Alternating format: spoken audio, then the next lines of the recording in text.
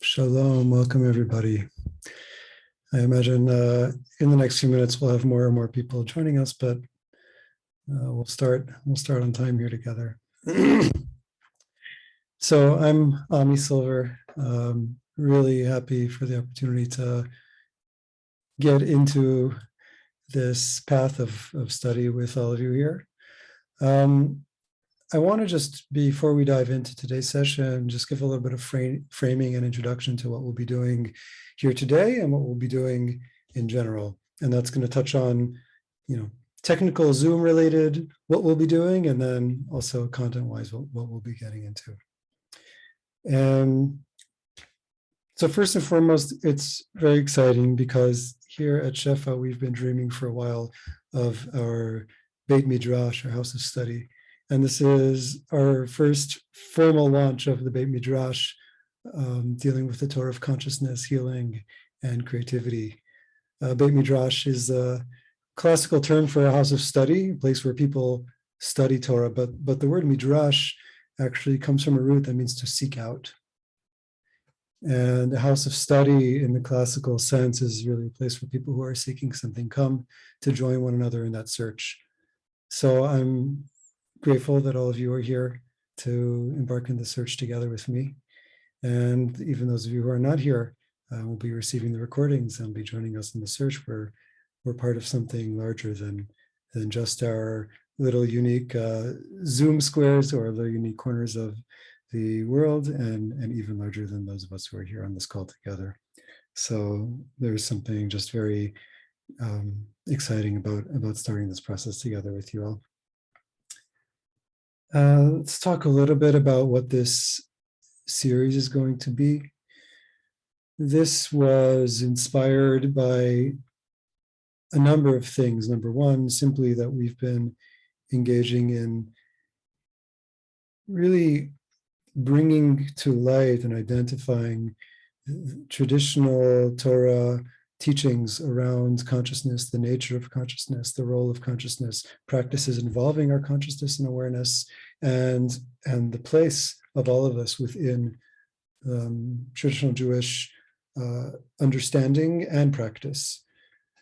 And together with that, we have the holiday of Shavuot coming up in just a couple of weeks. And the holiday of Shavuot is celebrating and commemorating our seminal moment of an encounter with God at Mount Sinai, from which the entire, what we now call the Jewish tradition, was born. And there is this living current, this live umbilical cord that reaches all the way back to Sinai, that all teaching since then is relating to, and all practice since then is relating to. And we saw this as a wonderful opportunity to both be looking at fundamental teachings around consciousness, together with the place of consciousness within the Mount Sinai story, within the giving of the Torah, and as a gateway to prepare and guide us toward the holiday of Shavuot. Our main topics that we're going to be covering, I'll just give some brief introduction around that, and then we'll be ready to dive in. Today, we're really looking at some fundamentals. And I say some fundamentals because there's no way that even what I'm going to share today is going to be exhaustive of the fundamentals, but really beginnings of an orientation toward the place of consciousness within, really at the heart of Torah, and really guided by some very simple and basic questions, which is, we look at our tradition, we look at our teachings. Is this tradition concerned at all with our awareness, with our consciousness, with our internal experience? A fundamental question. And I think for many of us, we look at the Jewish tradition and we say, well, it seems to be something that is concerned with ethics, something that's concerned with community, something that's concerned with action. And all of that is true. And yet, many of the teachings around consciousness really lie at the heart of what this whole thing is about. And much of that lens on the tradition goes largely unseen, unrelated to, and unknown to many of us. So So for starters, and today we're going to be really focusing at some fundamentals in that realm, bringing out the central place of conscious awareness and internal experience in our relationship with Torah and in the Jewish path writ large. The next session is going to be focusing on the realm of prophecy. And we'll get into this much more in depth next Sunday. But when I say prophecy, I'm not talking about people who know the future. Because even as our teachings themselves express, that is but a very small sliver of what the prophetic tradition is about. And in truth, the prophetic tradition is that experiential core of the spiritual teachings of Judaism, of Torah, and of practice that continues throughout the generations, and we'll be spending next session focusing on the nature of prophecy. And the third session is going to be looking at different teachings and traditions that attempt to bridge between these ideas about consciousness, this role of conscious experience in the Jewish tradition, and ways of putting that into practice, even for people like ourselves, and particularly as we're orienting ourselves toward Shavuot, toward the giving of Torah, toward Torah itself. We're going to be looking at teachings that are relating to Torah study, to the encounter with Torah, in a way that engages that experiential element, in a way that focuses on our own state of consciousness and internal experience as the guiding principle in our engagement with Torah. So those are the three sessions. I'll say that I am attempting to relay teachings in a way that are going to be accessible and meaningful to everybody. And I'm sure I'm going to come up short on some of that. But my intention here is to bring teachings and express them in a way that for those of us who are familiar, we'll be able to see new light in them and to see new facets of them.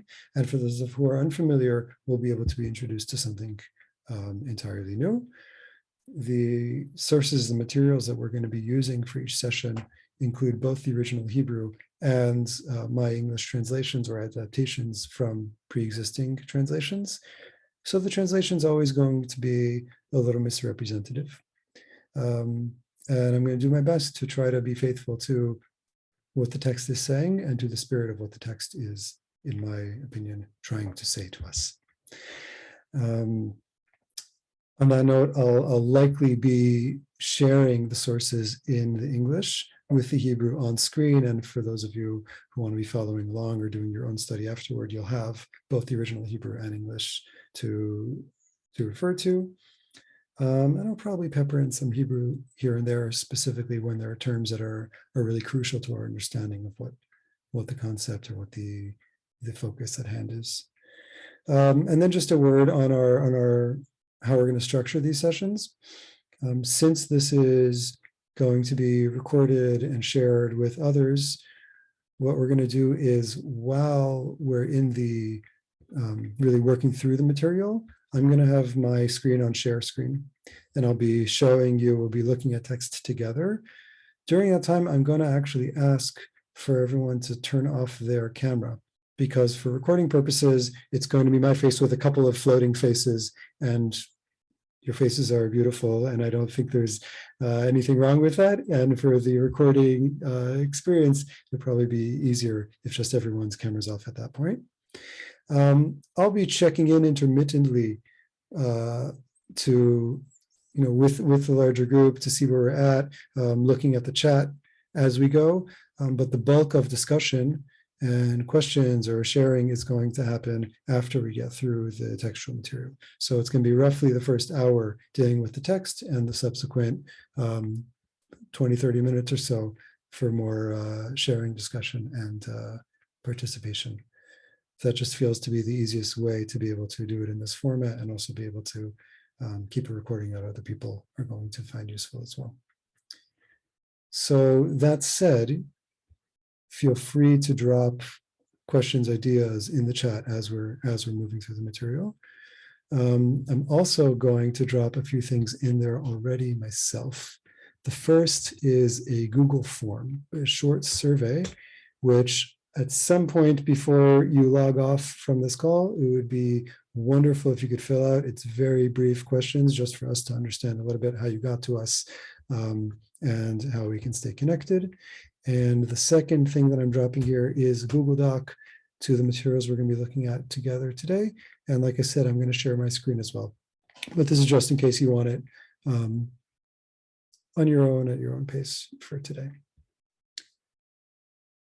So without further ado, we'll dive in.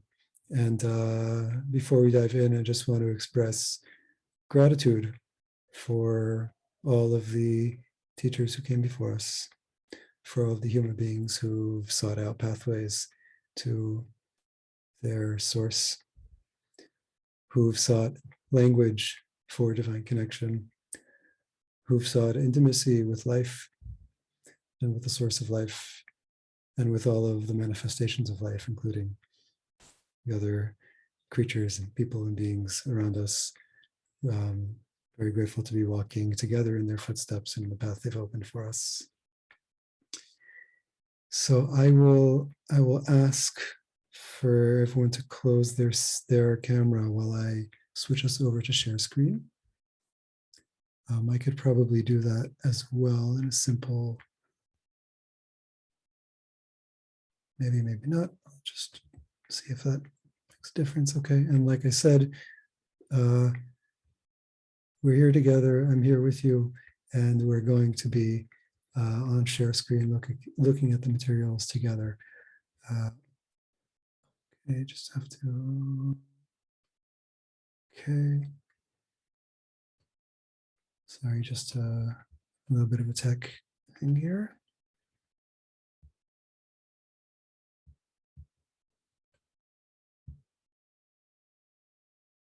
Great, and now I'm going to share. Okay. Okay, and like I said, I have the chat open here. I'll be checking it from time to time. And if there's something technical thing that's happening, please let me know. If there's something that you need to let me know, unmute yourselves and just dive in. Hopefully it will run smoothly.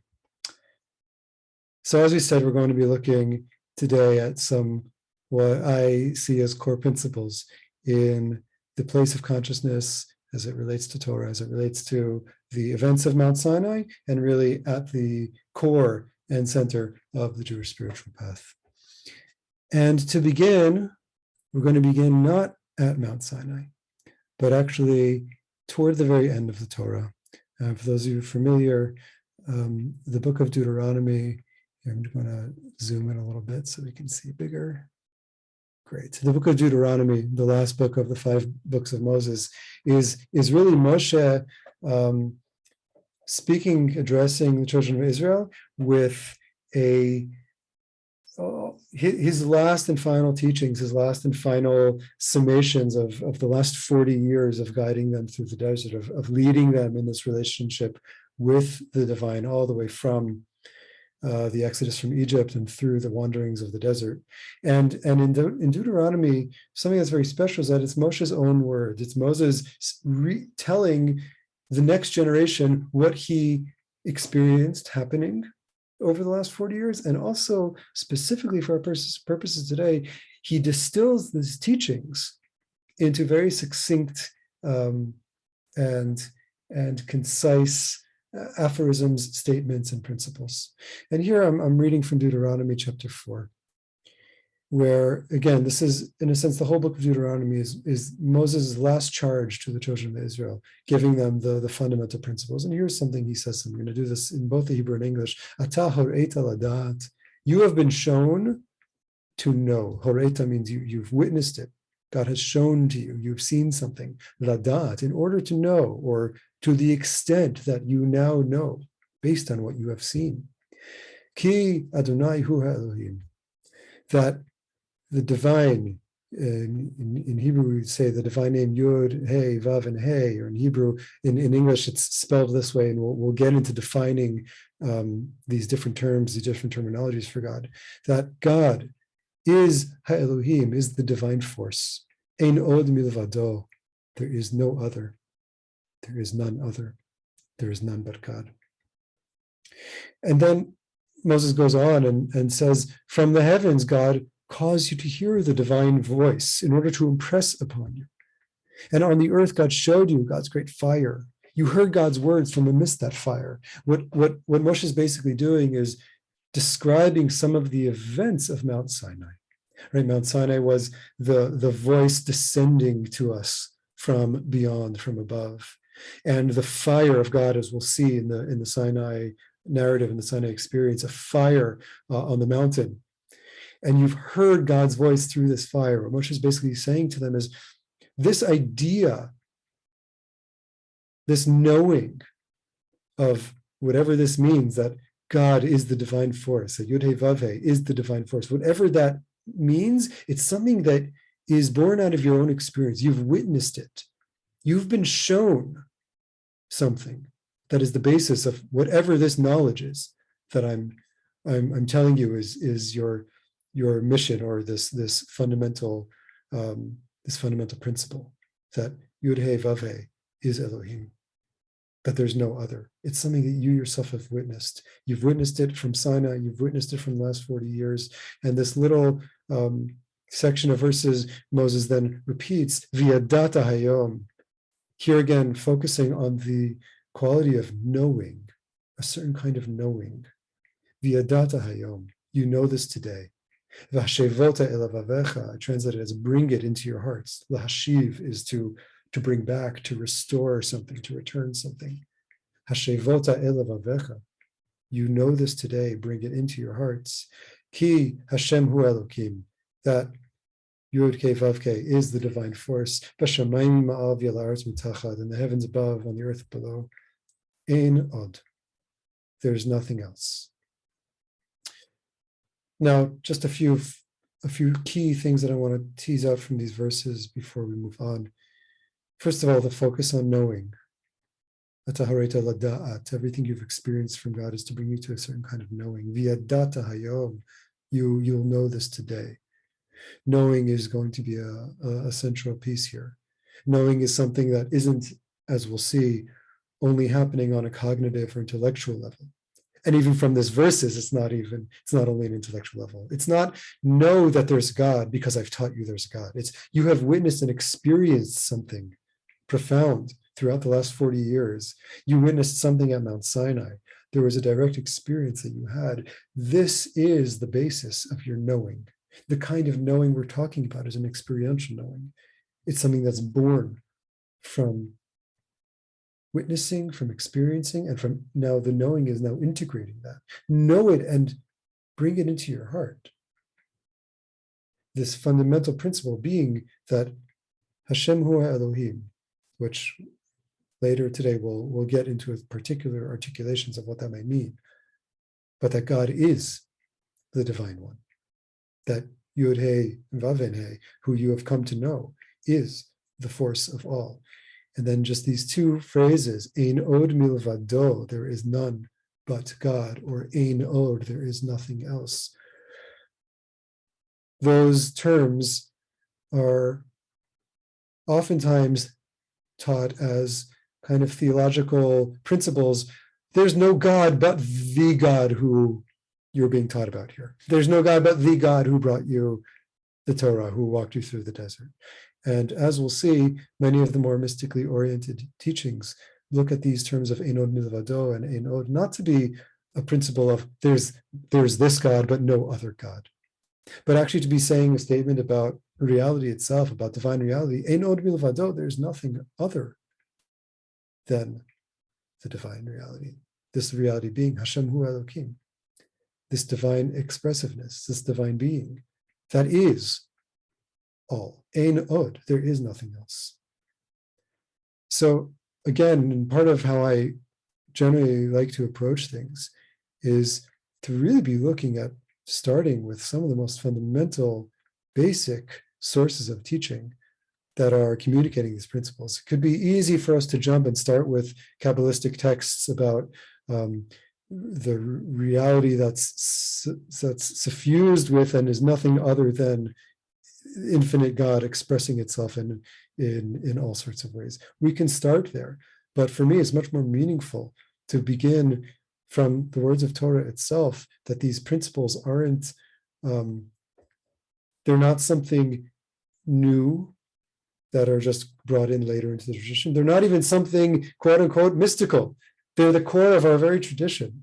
Everything we relate to as Torah, everything we relate to as Judaism is actually founded on these principles. For those of you who are familiar with daily prayers, Aleinu l'shabeach l'adon hakol, right? That prayer that's said at the end of every prayer service. Well, this verse is said there every time. V'yadata hayom. Know today. V'ashivot levavecha. Bring it into your hearts. Hashem Elokim Einod. These are things that are really at the center of our practice and of all teaching that follows. I'm gonna go on, but this is just kind of setting for us the groundwork that we're going to be continuing to refer back to.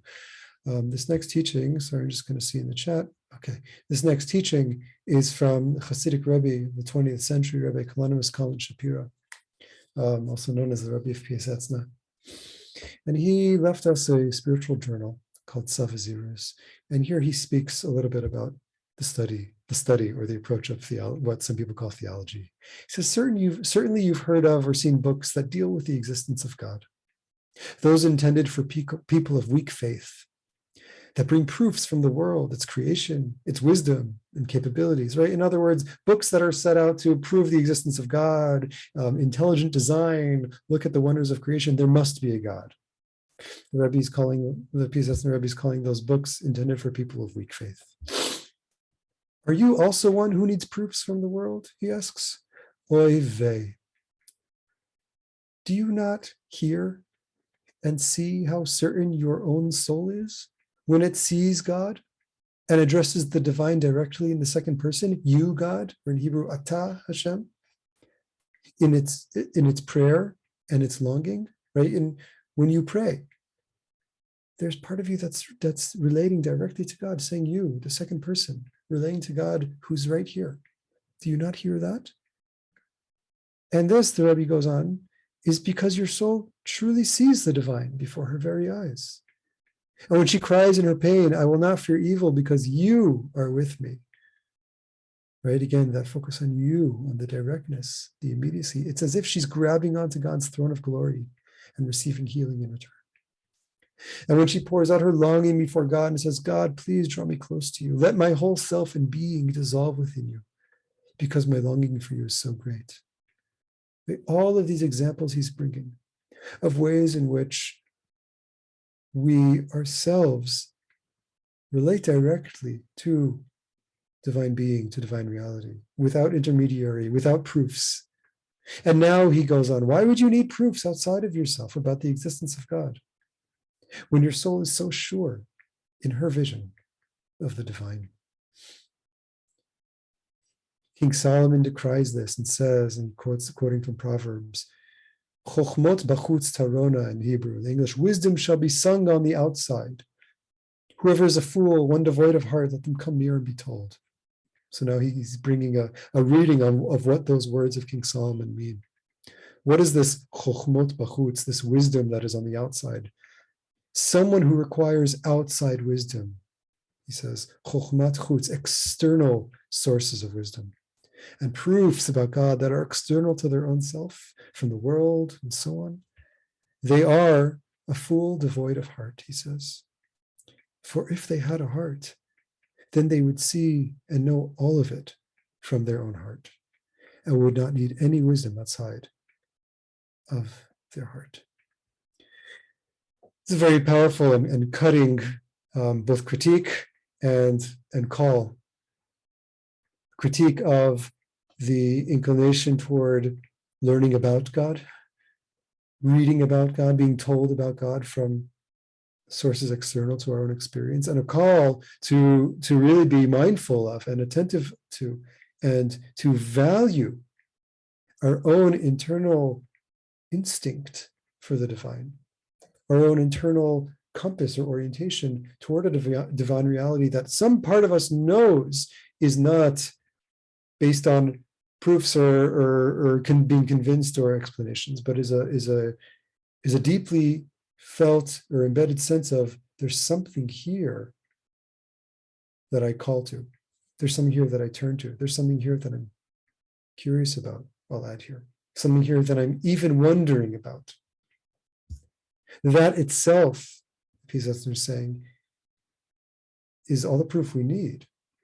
But forget proof. He's not even interested in proof. That itself is the bridge of our, if I want to bring it now in the context of what we first saw, of our divine knowing or our knowing of divine reality. It is not something that's based on what we've read in books and what other people have proven to us. It's something that is known in the inner stirrings of our own experience.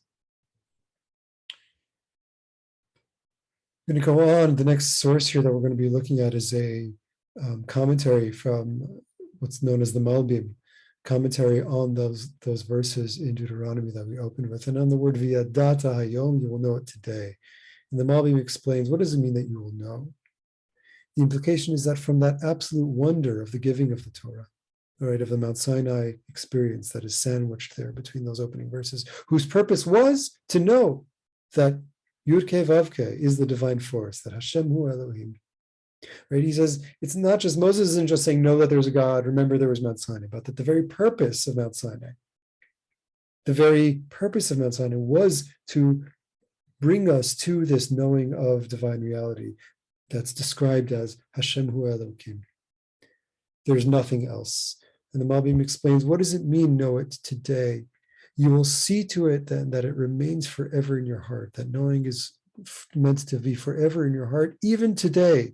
V'yadata hayom, know it today, long after the giving of the Torah.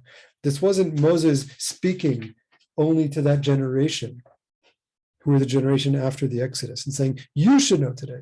But actually the Torah here is speaking an eternal message that all of us, in every day that is our today, are invited into this knowing. Brings to mind a rabbinic teaching that it says that on Mount Sinai there was a kol gadol velo yasaf, a mighty voice velo yasaf, and that Hebrew term is ambiguous. And one of the rabbinic teachings is lo yasaf means that it never ended, that the divine voice that pierced through the separation between our reality and divine reality, that pierced through to us at Sinai, is something that echoes for all eternity. It's a voice that never ended. And here too, the Malbim is saying that knowing is in our experience of today, is in our experience of the now.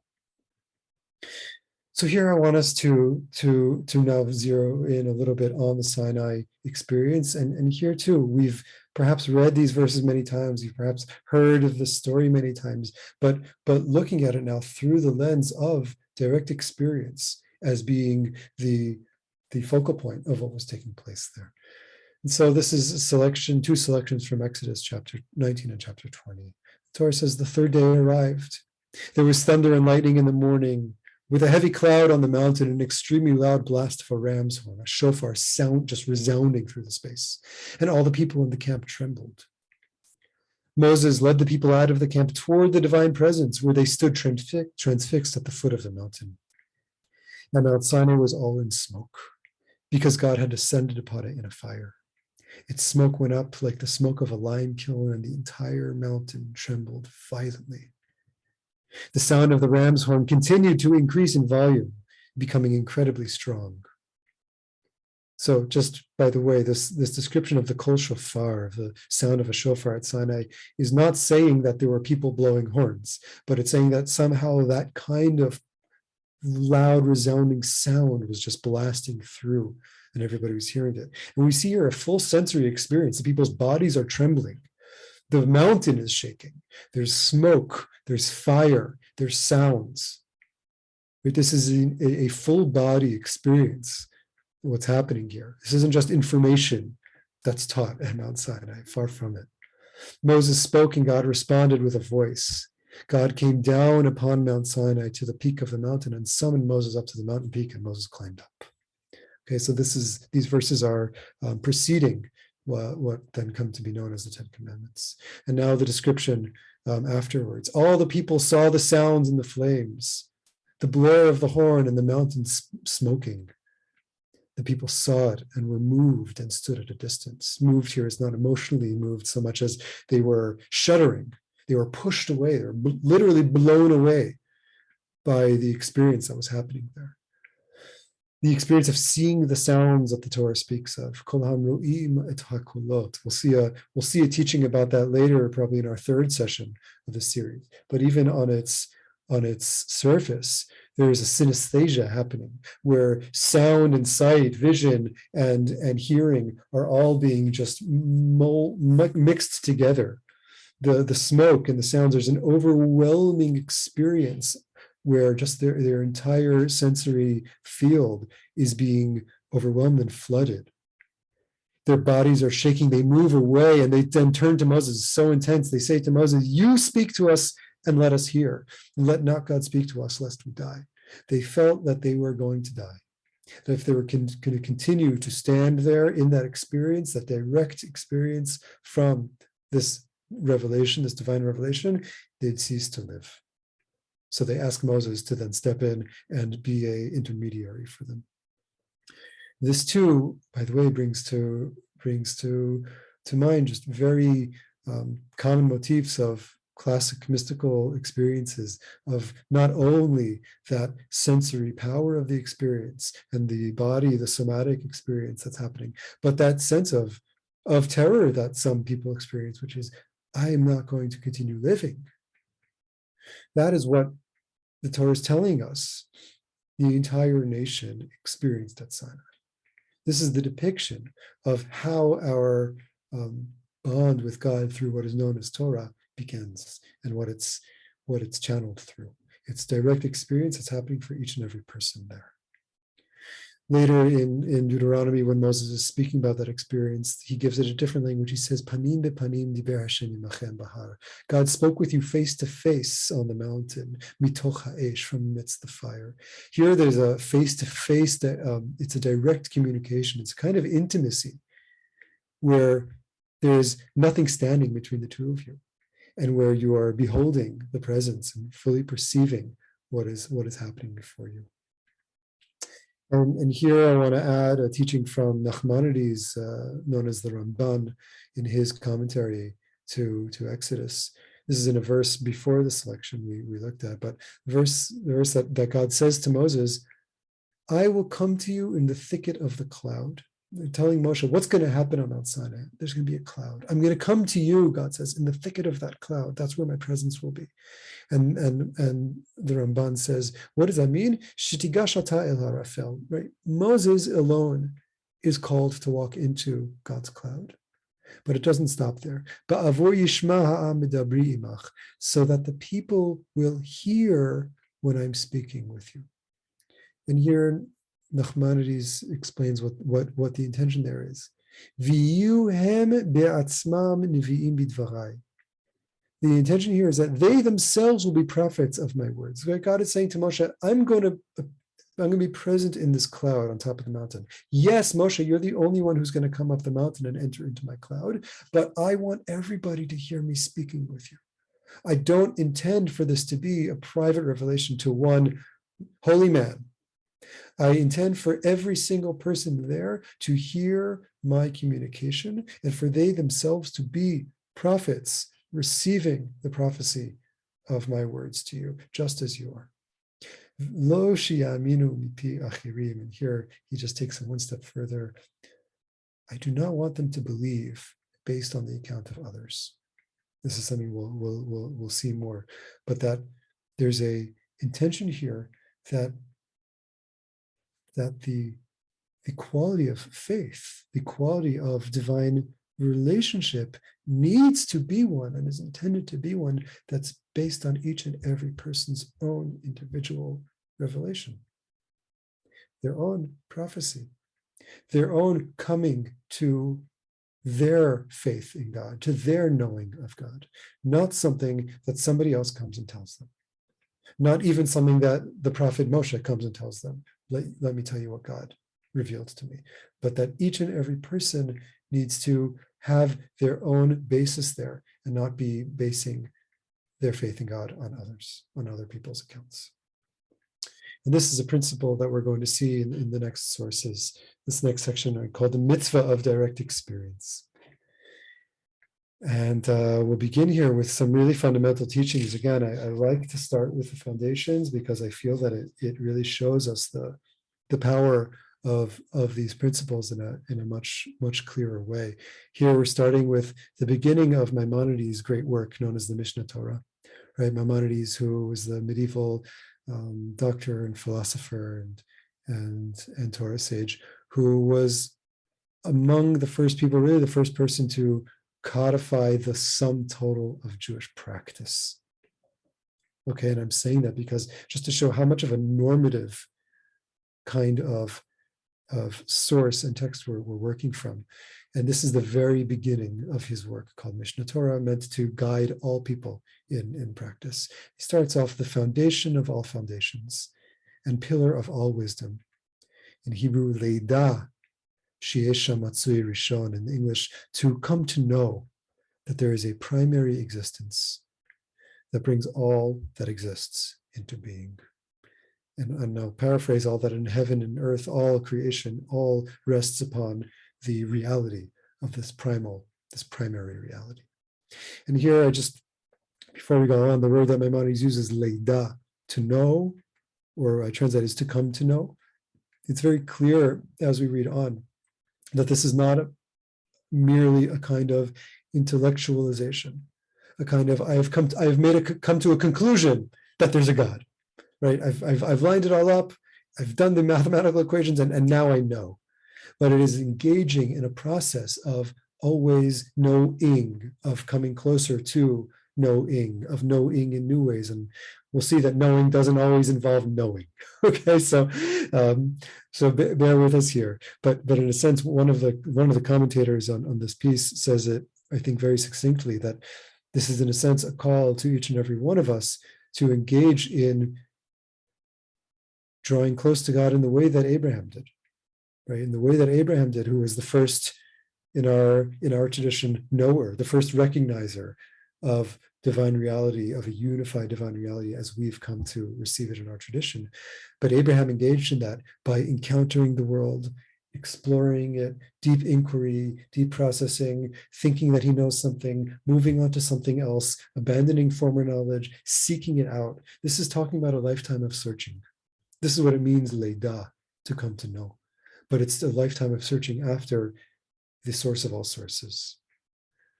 And Maimonides Rambam goes on and says, this is what the Torah means when it says, as we saw in our opening verses from Deuteronomy, Ein od milvado, there is none other. Meaning that there, in his words, there's no true being other than it that is like it.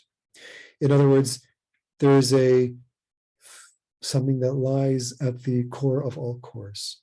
There's something that is reality of all realities. And all reality that exists derives from its reality, from that truest reality. That's what, at least Maimonides, his take, we'll see other takes, but that's Maimonides' take on there not being anything other, no other. And he goes on, he says, knowing this, right? Coming to know this is an active commandment, as it says, Anochi Hashem Elokecha. Now Maimonides is linking this not only from the verses in Deuteronomy, but to the first words that were spoken on Mount Sinai, when God, the first words of revelation to the people is God saying, I am Hashem Elokecha. I am Yud-Heh Vav-Heh, your God, right? I am God. This, the Rambam says, is a mitzvah, a call to action, call to engagement, for us to be constantly engaged in this coming to know the I, who is God, that self who was introduced at Sinai and who is always there for us to continue to seek out. I'm going, for the sake of time, to really summarize the piece that I just want us to lift from these next sections in the Maimonides. But he goes on in the following chapter to speak about the mitzvah, again, commandments. Commandments aren't very sexy spiritually, right? It's like, wait, you're telling me to do things? You're telling me to believe? Part of what I want to show you is that the language of mitzvah is actually, there's a mitzvah to have direct experience with God. There's a mitzvah to come to know God on our own. That's That's our divine call, our divine command. It's not about obedience so much as about coming into our own forms of direct experience. In the next chapter, he talks about the mitzvah, the commands of loving and being in awe of God. And he goes and he asks this question, well, what's the path toward that? He says, when a person meditates on God's works, the vast and wondrous creations, right? Just basically meditating on the world itself. And from them perceives this immeasurable, boundless divine wisdom. They will spontaneously love, praise, and glorify God. And Maimonides here is saying, you can't command, don't think this is about commanding us to feel certain things. This is about engaging in a kind of practices of awareness of the world around us, basically waking up to our universe, and the spontaneous, immediate feelings that arise from that are these feelings of wonder, these feelings that he's describing. He's saying that as a feeling of love, and this is what I want to focus on. And from that kind of waking up to life, person will come to feel a great desire, again, the word leida, to come to know that great divine being. Right? So he started off with this mitzvah of knowing our source, engaging in the process of coming to know our source. And he goes on to describe a way in which that happens. It's waking up to the world, being filled with a sense of wonder, excitement, and love, and desire for what lies beyond. What is the source of this? Where is this coming from? Where is this powerful thing that I'm feeling by just encountering life in this way? Who is this? What is this? What is the nature of this? Right, this entire set of mitzvot, this entire orientation is about a way in which we interact with our world and a way in which our own internal experience guides us further and further along that process. This is Maimonides' way of encapsulating some of those teachings of to come to know the God that Moses was speaking of. And here we're going to shift into some more Kabbalistically and mystically oriented teachings around these similar verses and orientations. This is the teaching from Rabbi Isaiah Horowitz, who his work called the Shnei Luchot HaBrit, sometimes known as the Shla. And the Shla starts out by saying, God, Melochol ha'aretz kvodo, as the prophet says, the entire earth, the entire world is filled with God's glory. As it says, and now he's quoting our verse from Deuteronomy, know this today and bring it into your heart, that Yud Kei Vav Kei is the divine force in the heavens above, on the earth below, there's nothing else. Now he's going to give his explanation. The meaning is not, he says, that there's no other God. That's not what it means to know that Hashem hu Elokim. It's not to know that there's one God and not other gods. Because that's already clearly expressed, he says, by the verse, Hashem Elokeinu Hashem Echad, right? What we say in Shema Yisrael, to listen, to hear, to take in. Hashem Elokeinu Hashem Echad, there's one God. God is one, there's unified divine reality. He's saying that's not what this teaching of know this today, bring it into your heart, that's not what it's trying to tell us. Rather, what it's trying to tell us is, the meaning is that there is nothing that exists other than God. Right? In Hebrew, Ein shum davar nimtza ki im mitziuto. Divine existence is all that exists. All existence is subsumed in divine existence, is participant of, is only nothing but part of divine existence. For the Blessed One brings into being all that exists and animates everything, right? What are we anyway? In my words here, what are we anyway if not divine activity in motion, alive, in being?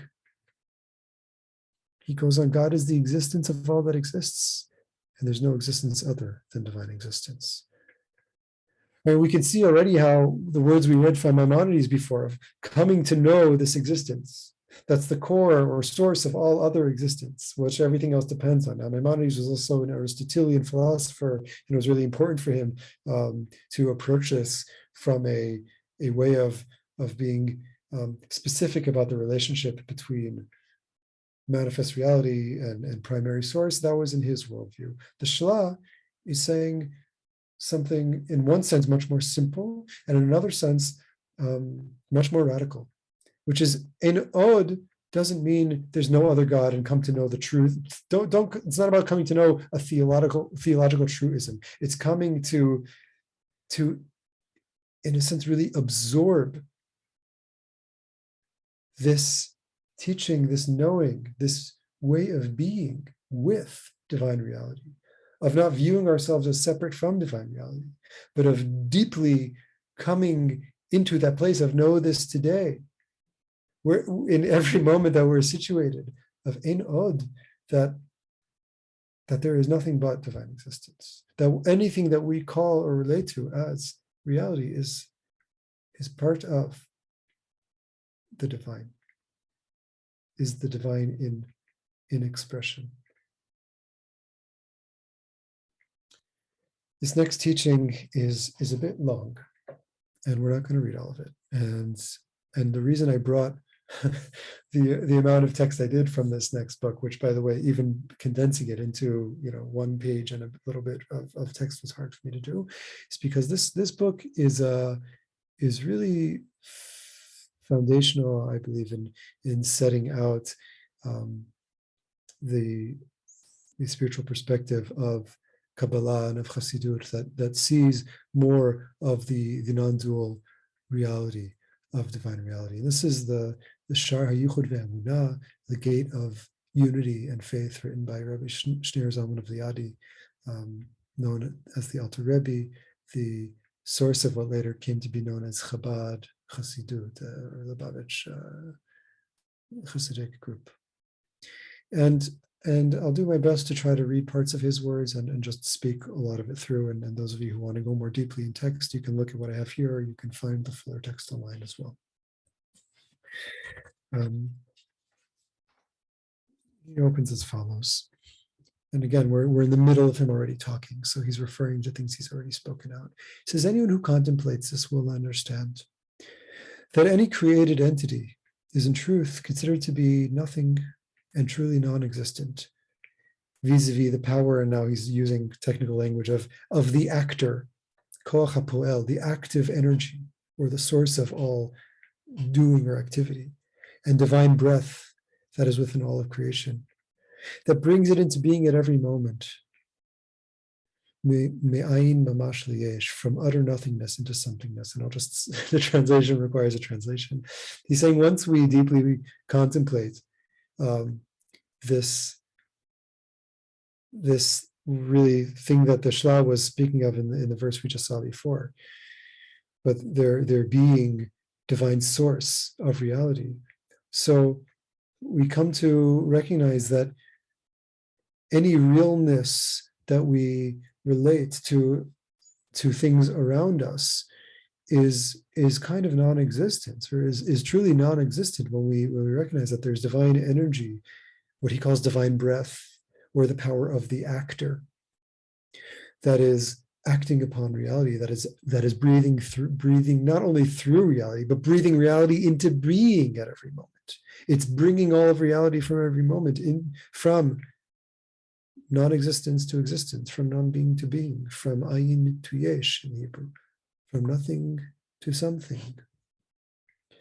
He goes on, the reason that all created entities and all that's acted upon appear to us as substantive, objective reality is because we do not perceive or see with our eyes of flesh the divine force and the breath that's within all of creation, right? He's really relating now to, well, if there's nothing but divine reality, why doesn't it look that way? Why don't we experience it that way? Why don't we feel it that way?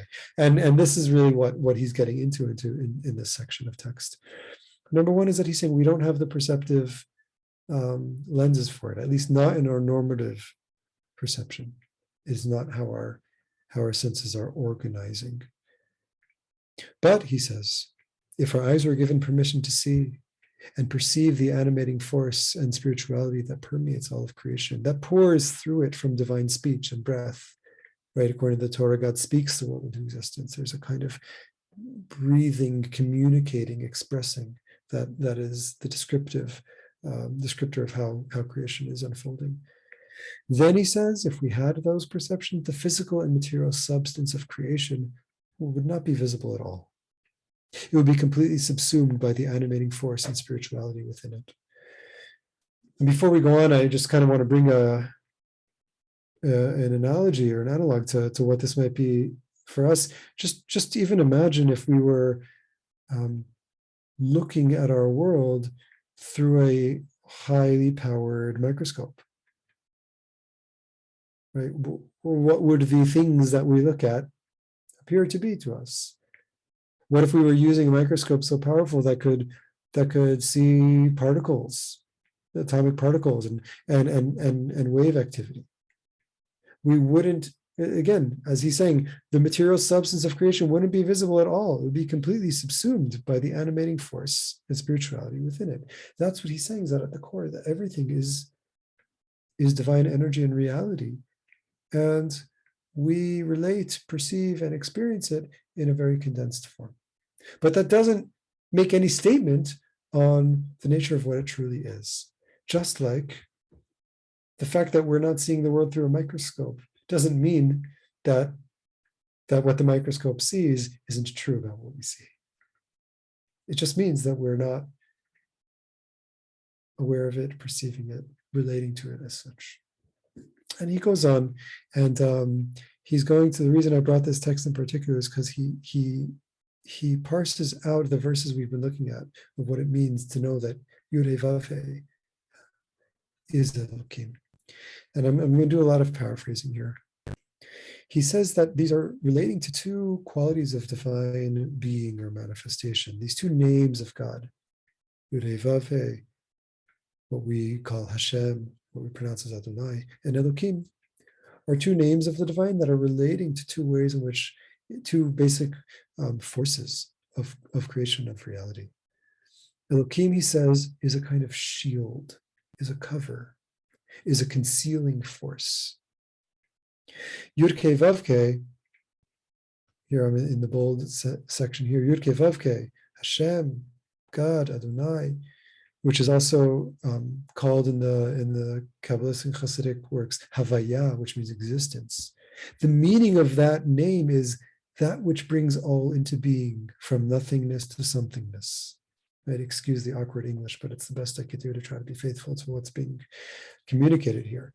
What is Yud Vav He? What is God that we call by that divine name? It's that creative energy, that unfolding that is bringing from non-existent, that is bringing all into existence at every moment. And he says, goes on to say, the Yud at the beginning of that name, at the beginning of that divine being or principle, is even pointing to an activity that's taking place constantly in the present, right? So that the solid world that we stand on, that's what it appears to us. But that when we call in the name of God, when we relate to God through this name, we're relating to that which is in constant creative unfolding, constantly breathing the world alive, constantly bringing existence into existence.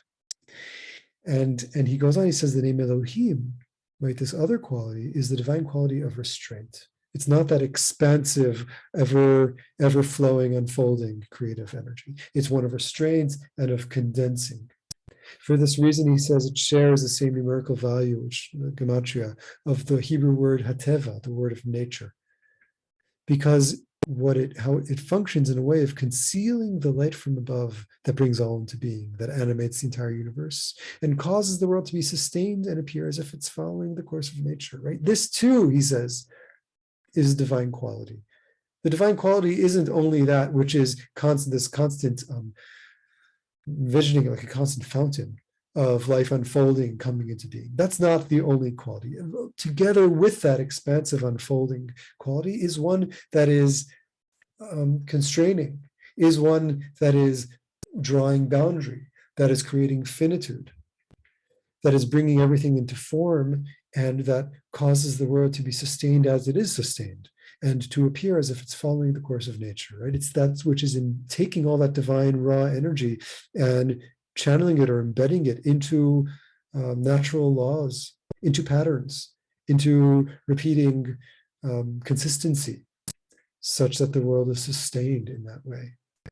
And he says that the name Elohim, in a sense, covers and shields the name Yud-Kei Vav-Kei, that the power of contraction and of holding things together, of divine restraining, is something that causes us to not behold that divine light, that energy that is in constant pouring out, that is a constant flux, that is at the core of bringing things into being at every moment. And he says the purpose of that is because it allows our universe to continue to exist. It allows us to not just be subsumed. We don't just turn into atomic particles. We remain intact with a sense and semblance of self, of reality that's predictable, that's relatable, that continues from moment to moment.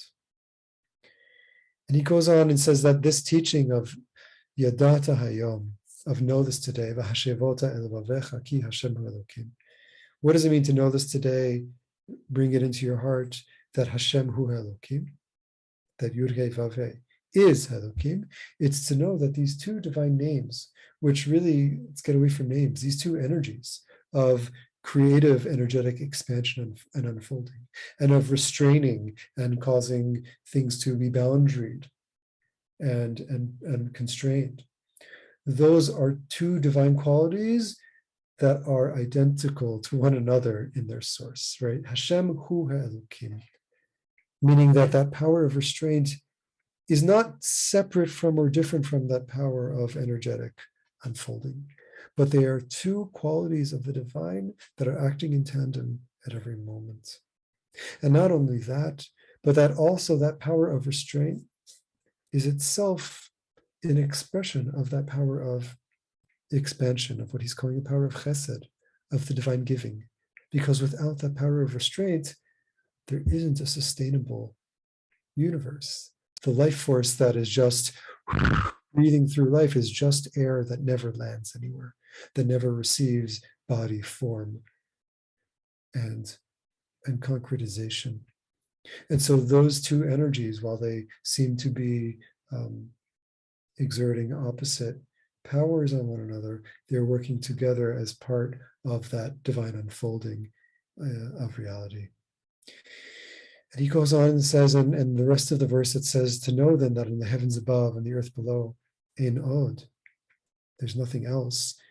The meaning of that in his context is that even the physical earth, concrete reality, which appears to all as a completely separate entity, or in the Hebrew, yesh gamur, which would be translated as a total isness, just a real objective thing.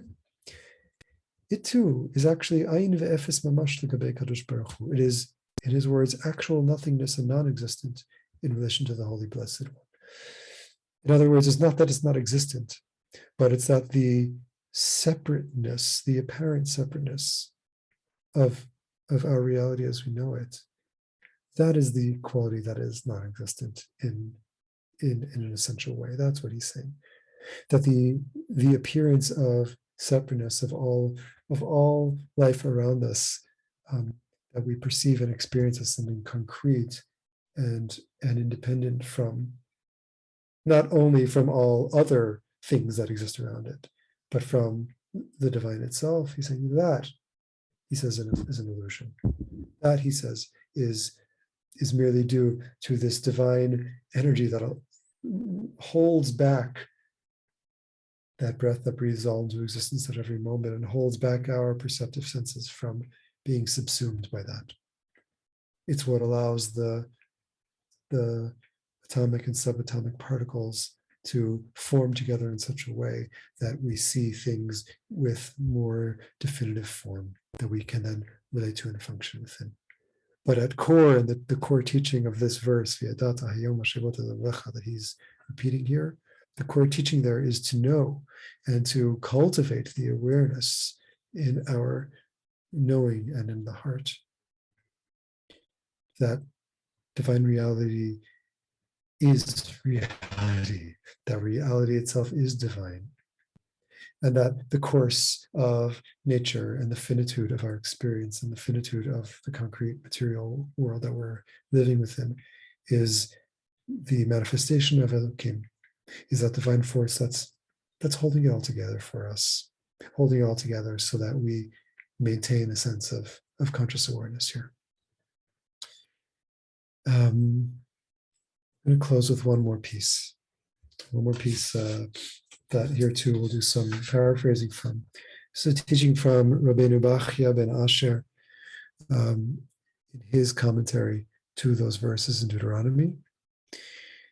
And he's starting with that word, Vashivota elavavecha, Raviadata hayom, know it today, Vashivota elavavecha, bring it into your heart, or another way to translate that is turn it over in your heart, Lashiv, to do it again and again and again.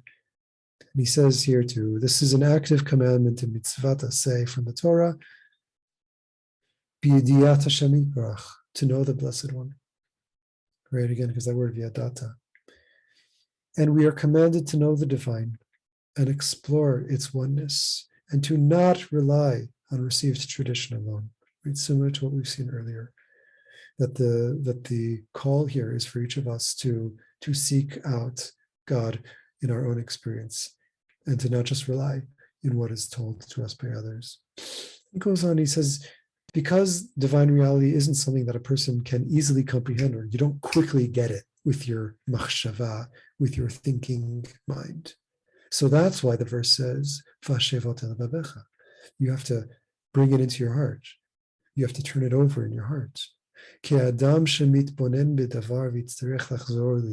a person who's meditating, who meditates on something, they need to repeatedly meditate on it. In the practice of meditation, you're turning over the awareness and the focus again and again and again and again. Turn it over in your heart, bring it back to your heart again and again, because this is not something that we can easily or quickly or maybe at all come to comprehend with the thinking mind alone. So it needs to be turned over in our hearts. And now he brings an amazing, to me just blows me away, image of this, model of this from the story with Elijah the prophet. Elijah was in a cave where he was having a prophetic revelation, and there was the scripture there says that there was a wind, but God was not in the wind, and after the wind comes an earthquake, but God was not on the earthquake, and after the earthquake a fire, but God was not on the fire. Elijah realized, and after the fire, called him Amadaka, a subtle, silent voice. And Rabbi Bachya is taking that experience from Eliyahu, and it seems to me what he's doing is he's setting it up to us as a model, almost as a metaphor, for how we engage in this process of v'yadata, v'hashivot, knowing and turning it in your heart. These verses, he says, are communicating that when a person tries to conceive of God, right, of what God is, and now I think he's using this more as a metaphor. Is it wind? Is it the earthquake? Is it the fire? Right? What's happening in that experience with Elijah? All these things are passing before him. He's witnessing all these things, and God isn't in any of these things. First the wind comes, and the earthquake, and then the fire. We're in search of God, and we find one thing, and it's not there. We find in the next thing, and it's not there. What happens? How does this process happen? He says, Yachzor v'yistor binyan machshavato b'chol ma sheyachshov alav. When we're engaged in coming to seeking to know the divine, seeking to know divine reality, we have to repeatedly go back and tear down the intellectual construct that we had built and everything that we had thought up until that point. Right? This is a process of constantly exploring, inquiring, perhaps even thinking we know, and then tearing down the building. Tearing down the construct. No, it's not the wind. There's an earthquake now.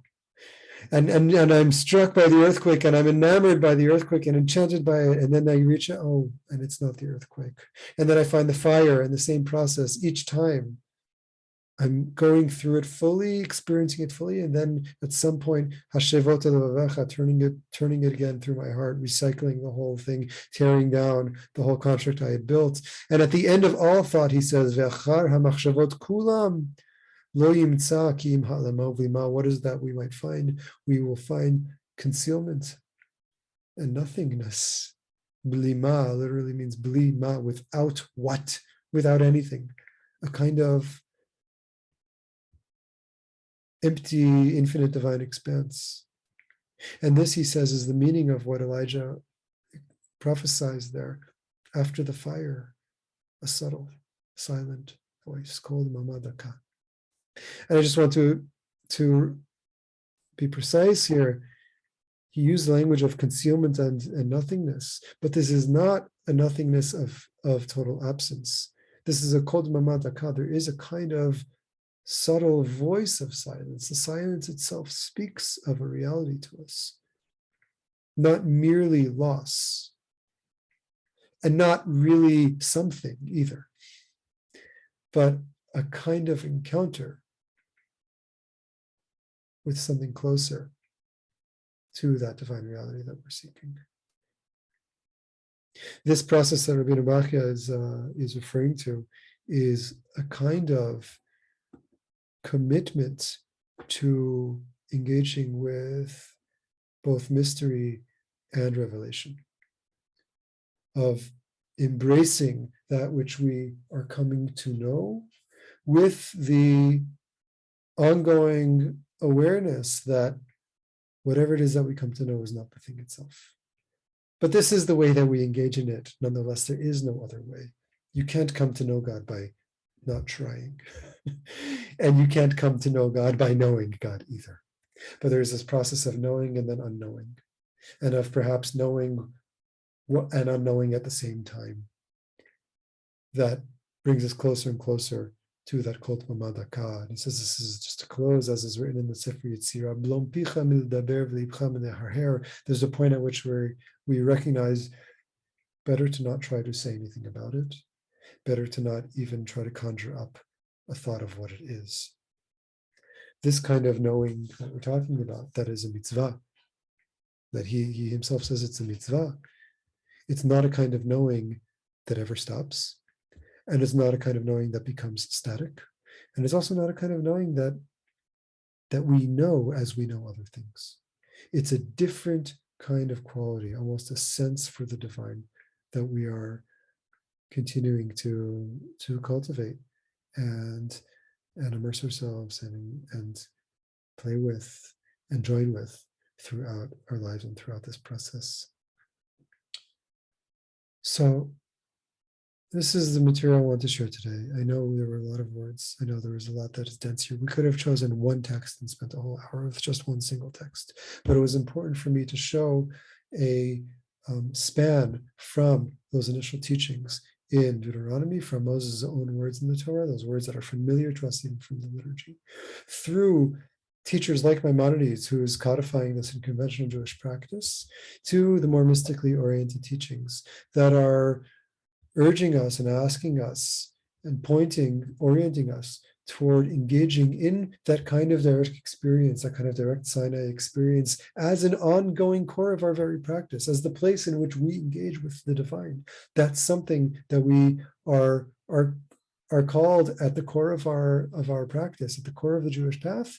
This is there, this kind of process of Viadata Hayom, seeking to know, coming to know Hayom, in the today that we are in, and Hashevot Elevavecha, and the process of constantly turning it over in our hearts to come to know Hashem Hu Elokim, this unfolding divine process that we and ourselves and our very lives are a part of the unfolding in every moment. I'm going to stop the share screen here. I'm going to invite people to undo their videos if they'd like to. You can keep yourselves with camera off if you'd prefer, but first I'm going to take a moment here to look at the chat and just see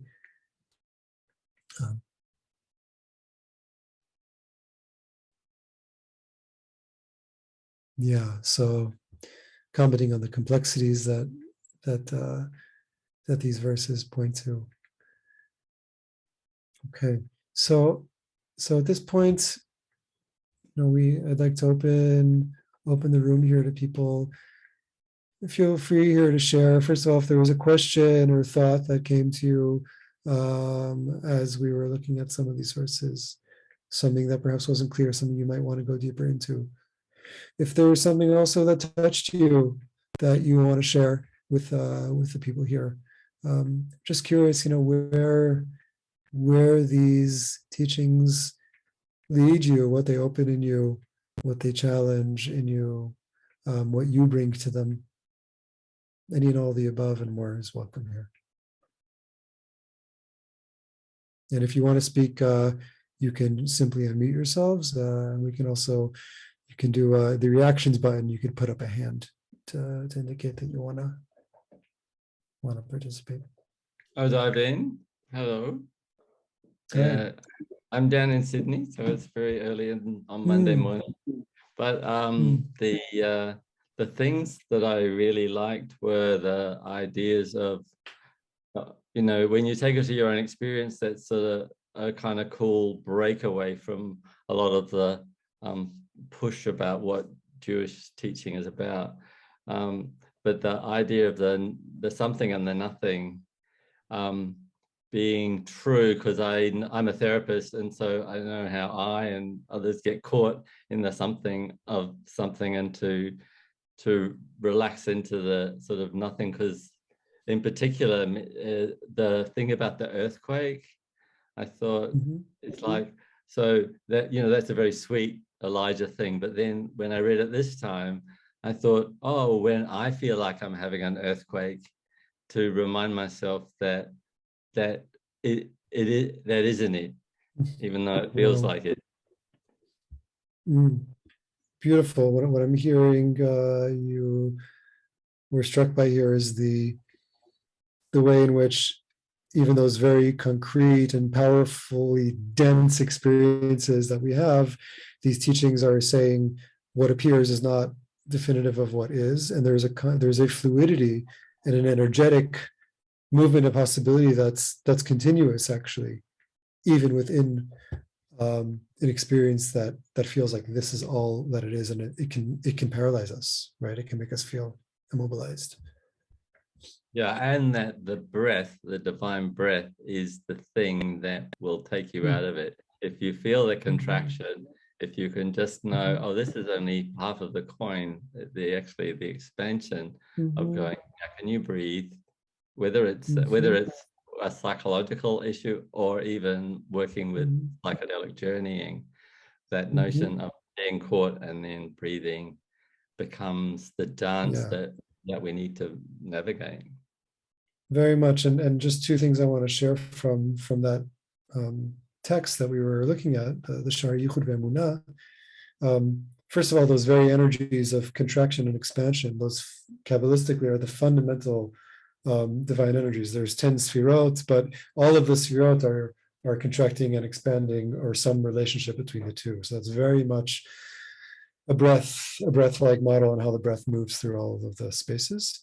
And another thing I want to share is he brings elsewhere in that same work a quote from the Zohar, which says, "Man denafich mitocho nafich," that any time we are inhaling, it is from within the divine that we are inhaling. Our own life breath is itself taking in the divine breath all the time. Right? Our bodies are not sustaining themselves in separation from the source of our lives, and that divine breath is accessible through our own breathing in that teaching. So that's just associating with what you're bringing up here, that breath is always available to us, and even when we are amidst something that can feel very challenging or frightening, right? Maybe that's what happened at Mount Sinai. The people forgot to breathe. So they said, Moshe, we need you to step in here. We need you to stop this.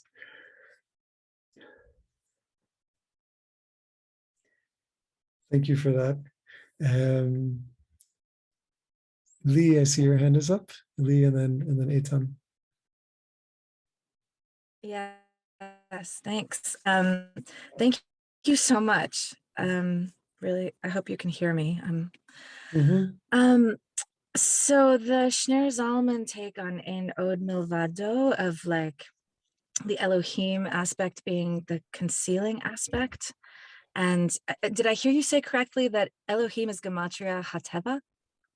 That's right. Yeah. Okay, that's amazing. Thank you. Just thank you Yeah. for that. So that dynamic, if we take like a bit of a cross-cultural perspective, reminds me a lot of the Heart Sutra of like form is emptiness, emptiness is form, Mm-hmm. form is no other than emptiness, emptiness is no other than form. I'm curious from your perspective, is that equivalent? Is that like exactly the same, or is there a distinction between how we might understand Shner Zalman's teaching and just a basic form as emptiness perspective? I'm not claiming to be an expert in comparative religion. And if we take both of those statements and fundamental teachings in their basic way, they sound to me to be saying the same, if not something very similar to one another. And actually that language, similar language, not exactly as you said it, but similar language was coming to mind as I was reading that text with all of you here, that there is a kind of, he uses Kabbalistic language of ayin ve'efes mamash, nothingness and true efes, absence, non-being. It's which emptiness is another word for. And I'm sure we can find ways when we get into the nuanced fine tunings of each approach where they differ, where they're different from each other. But in a fundamental sense, he is speaking to what feels to me to be the same dynamic within his own spiritual orientation. Okay, thanks. Yeah, thank you. Eitan, see your hand up. Yeah, hello, can you hear me okay? Yes. All right, wonderful, thank you. Yeah, I mean, I very much enjoyed the lecture and definitely had some questions, I think, like formulate that were somewhat, I guess, addressed, but then I guess further expanded upon, especially with regards to the knowing and not knowing. And, just like for a little background, I'm like a psychology, neuroscience researcher. And, even like in that space, especially when it comes to understanding human experience and behavior, the idea is that you go by data, you have personal experience, but then you also then, do a study, validate it through data. But even with that, let's say in the past 5-10 years, there's been a whole, they call it the replication crisis of not being able to replicate old, say, studies and, experiences that were witnessed. And it just like raises a question. And, I mean, looking at the comments and like there's a question about avoiding Kabbalistic or spiritual teachings, if it's so central to godliness and divinity, is that here we are as humans, very imperfect. Even these great teachers who wrote these timeless texts were human and made mistakes. Moshe Rabbeinu, Avraham made mistakes. And we have this idea of we're supposed to know and know for certain that things are as they are, or know an experience is what it is. But then we also understand there's a place of not knowing, taking that step back. And I think there's just like, I mean, not that there's like an easy answer to this, or even today will be completely resolved today. But in terms of even, let's say, encountering the divine, interpreting the divine will, or having, let's say, those divine experiences, there's the fallibility that as humans, like we don't understand, or we need to not know because we can't truly know and understand. So I was wondering if you could just elaborate or, expand upon that, or anything that you might want to contribute with that stuff in mind. Mm-hmm. Just want to make sure that I'm hearing you correctly. There's not a very specific question here, but more opening up the relationship between knowing and empirical evidence or for sure in our own human understanding together with not knowing. Yeah, absolutely. I think it's more, especially in, now in the 21st century with like giving more validity to, let's say, lived experiences and personal anecdotes. We can have our, again, divine encounters or feelings, but then, internally feel like this sense of knowing, but being mindful of, we could have the insight about, who something is or who someone will become. And then, we all know as you go through life, there are lots of curveballs, man plans and God laughs. So yeah, I don't know if there's like a question specifically there or a teaching that, clarifies that, I guess, existential Jewish experience. But I'm curious if there are any things that help elaborate or, maybe further, color the palette, I guess, of that. Yeah, I'll respond with the admission here that I'm truly no more of an expert on this than any one of you here, because we're talking about something that you don't get advanced degrees in, because there isn't a quantifiable knowledge here. That said, I'll just share some of my reactions, if that's okay. One thing is that I really love the approach that insists on never coming to the end of knowing something. I love the insistence here on being guided as much by a sense of open question, curiosity, wonder, humility, and openness to the ongoing encounter with life, together with or equal to taking things in, coming into places of certainty. I don't see, in a fundamental sense, I don't see this path as one that's defined by a kind of intellectual certainty. And yet, and this is where I think it's not either or, and yet what we saw, for example, from the piece that's in the Rabbi, really focusing on the deep conviction or the deep instinct of being compelled toward the divine that isn't vanquished or erased by our lack of being able to know something with certainty. There was something else I just want to, there was a thought here that was, I want to relocate, and I might not get it back.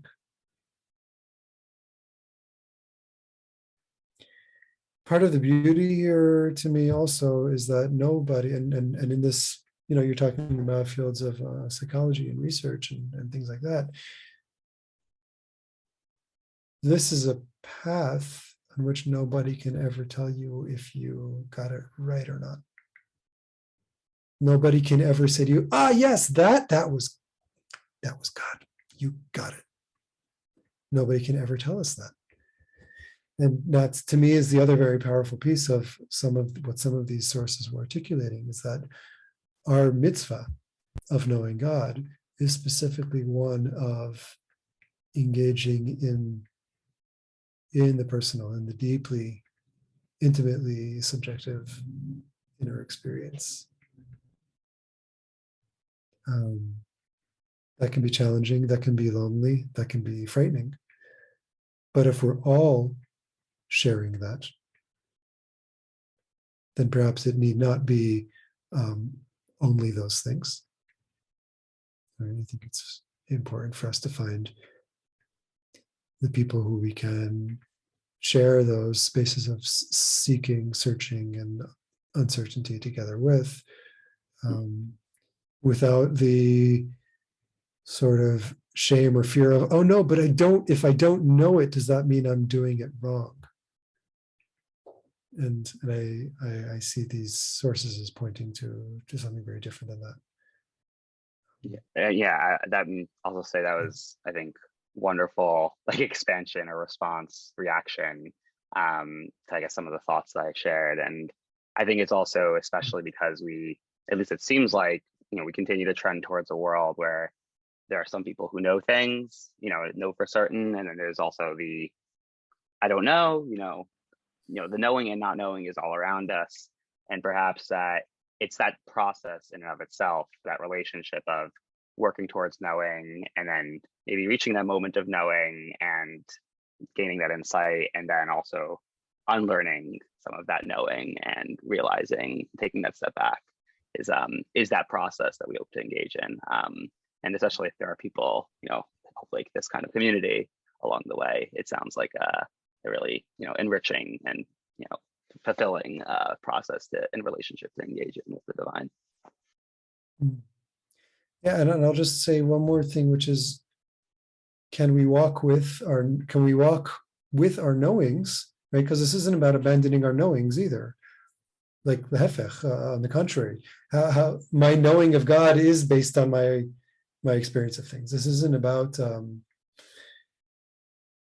erasing my experience, and yet can I walk with my knowings and keep the window open, right? Can I keep the window open in my awareness, it's just the possibility that I'm going to be shown more, the possibility that what I have isn't everything, and the possibility that there's much, much more space open and available beyond the confines of what I'm currently holding in my knowing, and to not abandon my knowing, but to walk with it together with at least coming back to the open window, if not at the same time.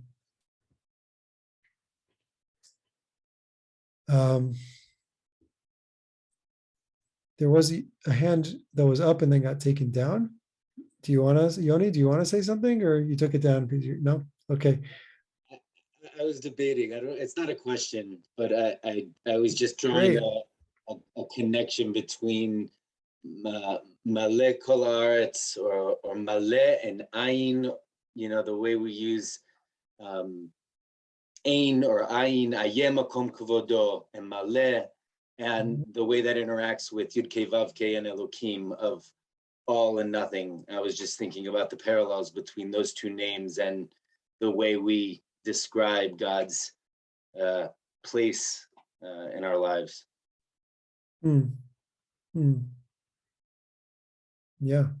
Those are the fundamental principles, and those are the dynamics that come out in all of those different articulations. Yeah, Victoria, I see your hand, and then after Victoria, I want to take a few moments to look at the chats also. I actually just wanted to highlight a question in the chat, so I'll just read it out Go loud. ahead. Which one? Not my question. It's by David Ben Sion. What are the implications for this approach to the concept of commandment? In what sense are we commanded by God? What does this imply about the halachic process? Beautiful and powerful questions. David, are you here? That's you waving over there. Great. You want to say more about that? Victoria nailed it. Go for it.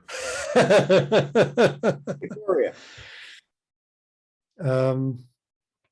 And just to understand, you're asking, it sounds like you're asking about the language of mitzvah, of commandment, writ large, not only in this very specific context where we saw mitzvah of knowing, right? I think you're muted. In what sense are we commanded to perform any mitzvah? And in what sense is a particular mitzvah that's been defined by the halachic process about how to observe it? Is that the full manifestation of that? Is that some sort of expression of it that maybe doesn't capture it entirely? I mean, it's hard to grasp, but I'm throwing it out there. Whatever comes out of your mind. Throwing it out there, and it's your questions are spot on, first of all. And I kind of want to relate to the first one. In what sense are we commanded in anything at this stage in history, evolution, development? It seems to me that anyone who's commanded has chosen to be commanded. If you just kind of look at, you're not going to be struck down by lightning by not well, I don't know what's going to happen to anybody, but the whole way in which we experience a relationship with commandments, at least on an empirical front, appears to be a choice that people engage in. And that's not to diminish the commandedness in that, but in what sense are any of us commanded? I can't speak on an essential level of that. I don't know it as an essential reality. I can understand the perspective of which it's essential reality. I can identify with that in ways, but I can't speak to that for others as well. I do want to share two things that come to mind here, and something that I was thinking in putting together these sources, and then something that I was reminded of over Shabbat. The word mitzvah, right, is in the Hebrew mem tzadi vav he. Those last two letters of the word mitzvah, vav he, are the same as the last two letters of the divine name that we were talking about today, that divine unfolding, Yud He, Vav and He. The first two letters, this is brought in, I think, perhaps the first teaching of Rabbi Levi Yitzchak's Berditchev's book, Kedushat Levi, if not the first, it's one of the first, that the mem and tzadi that begin the word mitzvah are in what's known as atbash, letter arrangements. I'm not going to get into what that is, but a certain way in which the letters can be interchanged with other letters. Mem and tzadi line up with yud and he. What does that mean in short? What it means in short is that the mitzvah itself contains in it a revealed aspect of divine reality, which is, we could say in a religious framework, our adherence to or joining with, participating in something divine, right? That's on the Vav He level, that's in its expression, that's in its more outward, oh, look, that's a person doing the God thing. They're doing mitzvot, that's Vav and He. But that the Yud and the He, that more primary divine quality embedded within the mitzvot is something that's hidden, that's not clearly apparent, right? Mitzvah is a very, very pared down, cut down into something very concrete and practical form of something divine, right? And then this is a Kabbalistic viewpoint that's saying the mitzvot themselves are participating in divine reality in a way that is really enshrouded and really condensed into what we might call gross form. I don't mean gross as a judgment. I mean in terms of its thickness, in terms of its not showing it outwardly, but in a way of human participation. But what I wanted to share that I saw over Shabbat is right, the opening pasuk in Israel we read Parshat Bechukotai, and it says "Im bechukotai tilechu ve'mishpatai tishmoru va'asitem otam." If you walk in my laws and you perform my justices, va'asitem otam, and you will do them. Right, that word otam in Hebrew in the Torah is spelled Aleph Tav Mem. The sound, there's no Vav there. Right, so it's Vasitem Otam, it's written, the Zohar says, Vasitem Otam, it's written, Vasitem Atem. Atem means you people, you in plural. So the Zohar says, the Zohar interprets that verse, if you are performing my mitzvot, if you're doing the deed in this world, if you're acting in the way of God in this world, Vasitem Atem, the Zohar says, it's as if you are creating me. God says, it's as if you're making me. Because and here the Zohar putting words in God's mouth, I don't exist here without you making me exist here. I don't have a home in this world without people consciously, expressively bringing an awareness of me into this world, and that's up to human being, awareness, communication, action, and expression. So that's just one thing that comes to mind here in terms of like the role of mitzvah in this whole thing, right? The role of mitzvah in this whole thing is that we have a unique opportunity to draw divine light from its concealed, embedded, maybe some people have this idea thing, into a way in which it comes out into the open. And now when it comes out into the open, it looks like it's like Pinocchio as opposed to a real boy, right? It's like it's like, what? That's God? You nailed something on your wall? What are you? Okay, it's nice, right? But yes, right? We are engaged in the world of manifestation, and we're at the edge of God's expression. And as the active edge of God's expression, when we bring conscious activity into the world, there's a form of revealing of that divine energy that can take place in that. I'm trying to speak to this, and I just want to say, like, I'm trying to make sense of this together with you as well. And I really, if my words are coming out as with a sense of this is how it is, I really want to tell you, like, I don't know how it is, but I'm trying to formulate some of those bridges to the best that I can see approaching them. Halacha, you asked the word halacha. You know, halacha is, on some level, it's people stumbling in the dark, trying to figure out how God can be in this world, how we can be in God's world. It's how we walk. It's how we walk this walk. But it doesn't mean that it's clean, clear, or total.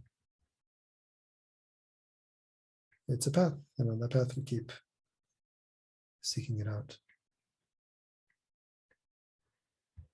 I want to take a moment to just look in the chat and see if there's anything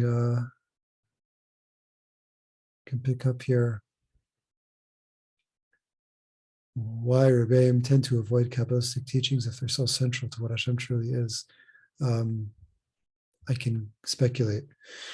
I just want to say one thing that Rabbi Adin Steinsaltz of blessed memory, who died just, a year or two ago, he was a Lubavitcher, so maybe it doesn't count coming from him, but he said Kabbalah is Jewish theology. Like all the other realms of Jewish study, thought, Torah discussion, it's actually not talking about God. It's talking about legal things and interpretations of text, but it's only when you get into Kabbalistic texts that they're actually speaking about God. So perhaps Jews only selectively want to speak about God. Maybe that's part of the trend. No. Bruce, your hand is up. Hello, Baruchim Habayim.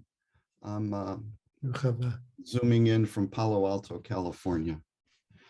On the topic of mitzvah, I've been interested to hear your reaction. I've been thinking about it in terms of speech acts. The different speech acts, for example, a mitzvah is a commandment, which means it's a type of request. There's other kinds of speech acts like declarations, assertions, assessments, but this is one type. And in every speech act, there's a speaker, a listener, and then there's a relationship between the two. And then one could talk about a force in the relationship. So in a general in an army would command a private, and so there's a certain force. They're going to do anything that they say. But I've been coming to think about mitzvah more like as coming into invitation, like a loving invitation with God. It maybe starts out like the force of invitation, as we hear in the Shema, like a love letter from God. Join me this day. Come to me. Ve'ahavta, you shall love the Lord. Not you will, but you shall. Come, let's talk about it. Let's come into this. And then as we do, there's a, and it's a, take it or leave it, come in as you like, but a force of invitation, of exploration. And then as we do, it takes on different quality of force, like how can I not do it? And then to a point of embracing. And but I've been thinking about it in terms of this idea of relationship and then the force of relationship. And I'd be interested to hear what further you might have to say about that. And by the way, I'm just loving everything that you have to offer this morning, and the comments are superb.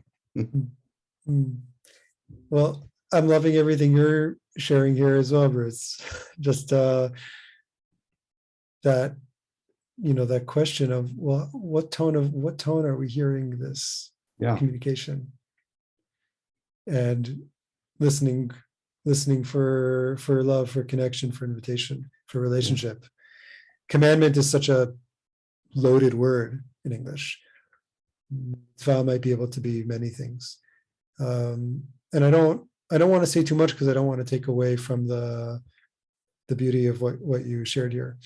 But one thing I can say that's, I think, in resonance is something brought in a lot of the Hasidic and Kabbalistic texts as well, that interpret the word mitzvah as coming from the word savta, of togetherness. Right? Anyone who's worked at a Jewish summer camp, were you part of the tzevet? Tzevet is the staff, literally means the team. And savta is the joining together, the coming together of different parts.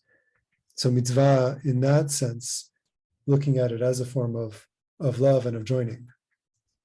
Come be with me, come connect with me, come join me.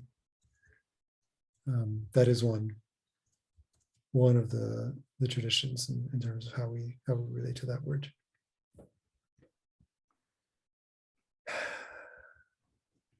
I think with time and where we're at, I want to pause here.